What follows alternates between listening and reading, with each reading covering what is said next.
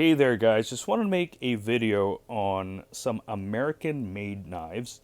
Now these knives are on the smaller side, small fixed blade, as what they call EDC fixed blades.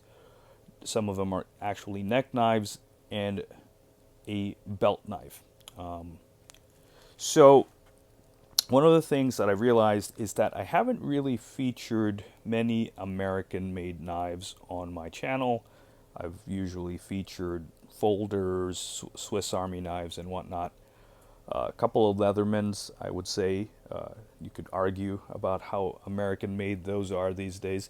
But yeah, definitely Leathermen are made in Portland, Oregon. Some parts are coming from different countries, and they've gotten into some trouble for that, as advertising it as made in US.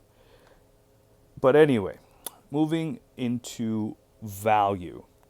You do get a lot of these high quality knives here in the US from brands like Essie, and you've got Essie, and you've got K-Bar knives here, and you've got a Bussey or Scrapyard knives, and you've got custom knife work from Jesse Jarris here featured. The only knife I remember which was a fixed blade that I made a video on was actually the Bark River Bush Bat, which was designed by Prepared Mind 101's Chris Tanner. So I'll be featuring a couple of American made knives in the upcoming videos, and here's a couple of them. I'll be doing some short reviews on these as well. Let me just bring in what you could get for roughly $70, which I showed on the channel.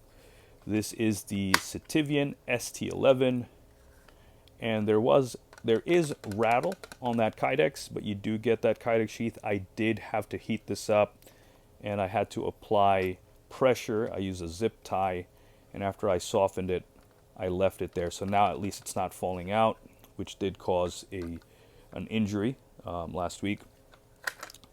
Nice snap. Look at the size of this blade.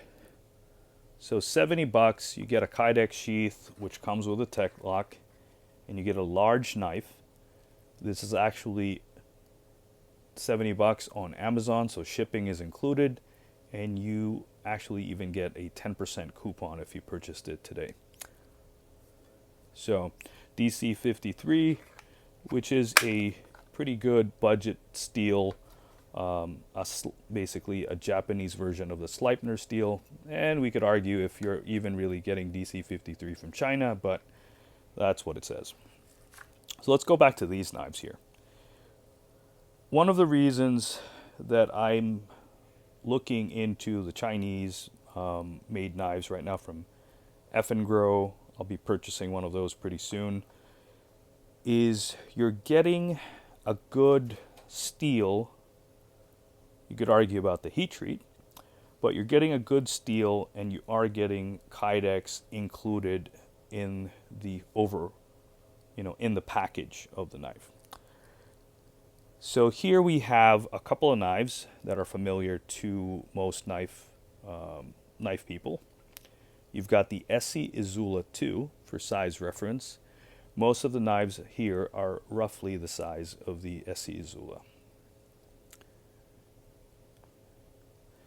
So we've got the Essie Izula, currently around $90, and you do get a lifetime warranty with Essie, and you do have little things included in the packaging, whistle, and you've got a fire steel in there as well, and your Essie survival card. Let me put that away. Now the Essie Izula comes with a polymer sheath. You don't necessarily have to get a Kydex sheath. I didn't. It's usable right out of the box. Pretty good snap on this. Quiet. And there's so many ways to fasten this to your belt, or you could neck carry, clip it onto your pack. And you do have really nice, comfortable micarta scales. This handle is so comfortable, in fact, that let's talk about the next knife, the Ka-Bar BK24, which is the D2 version of the BK14.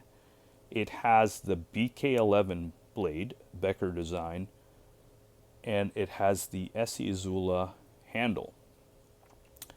Now I paracord wrapped this one. They do come with aftermarket scales, but because I decided to put a Kydex sheath on mine, and I'll explain why in a sec, I would have had to buy two different Kydex sheaths.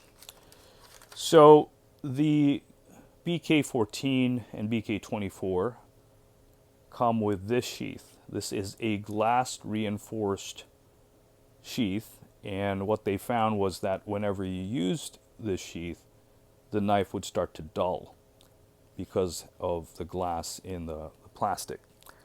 So if you wanted your knife to be sharp and not damage the edge, you purchased a Kydex sheath. So when I purchased this knife, it was about $55, I think $58 after taxes from Amazon.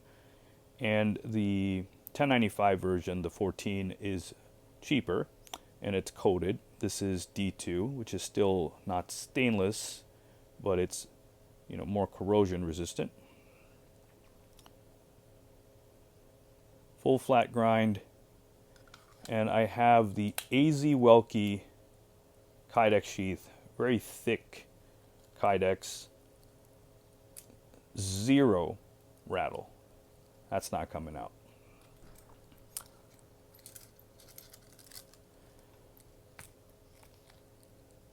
So you're looking at a $90 knife with a polymer sheath. You could just keep it as is, around 60 bucks. The 1095 version, you could get them on eBay for about $55, $60. And you could keep the included sheath or pay about 45, 50 bucks for a custom sheath. And I think you could get the sheaths for around 35 now. But yeah, you're looking at still around a $100 price tag. We have also some Jarus knives. We've got the Globetrotter, and we've got the Turok Mini.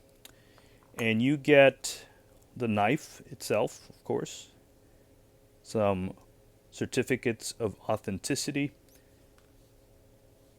warranty, and all those things. That's how it comes in a box. You just get this cardboard sheath from Jesse, and his knives from his shop still come this way as far as I know. Some of them he'll work with a Kydexer or a leather knife sheath maker, and you could buy it as a package from his website. So Jesse Jarus operates a small shop. He makes the knives himself, and he also has some designs that were made by Ka-Bar. So this is the Turok Mini, and Ka-Bar made the Rambler, and I'll probably do a comparison video on that. This was $70 when I purchased it in 2015. And again, you don't get a sheath. Very nice knife. I didn't bother shipping it to the Kydexer. I'm trying to figure out what to do with this knife, if I should just sell it, or I don't really know how much they're worth because they're pretty rare and I haven't found any of them on eBay. So the Globetrotter, I think the most recent time I saw one sold on eBay, sold for around $300. Now, maybe $199 or $299, I forget. So this is the Jarus Globetrotter. This is a custom knife from Jesse's shop. Bead blast finish, beautiful logo. This is what he calls Multicam G10. And just look at the grind lines on that blade.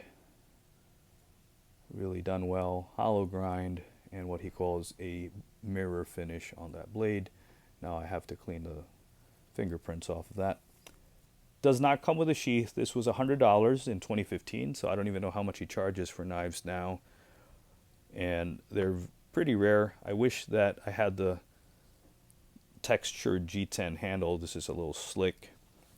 So I was lucky that during this run, Jesse did work with a Kydexer with this knife. It was brown leather, by Brown, Kydex sheaths, I mean. And I was able to purchase this sheath, and I think it was around, it's 45 or 50 bucks. This is Holstex, and it does come with the included Tek-Lok. It's got that carbon fiber pattern.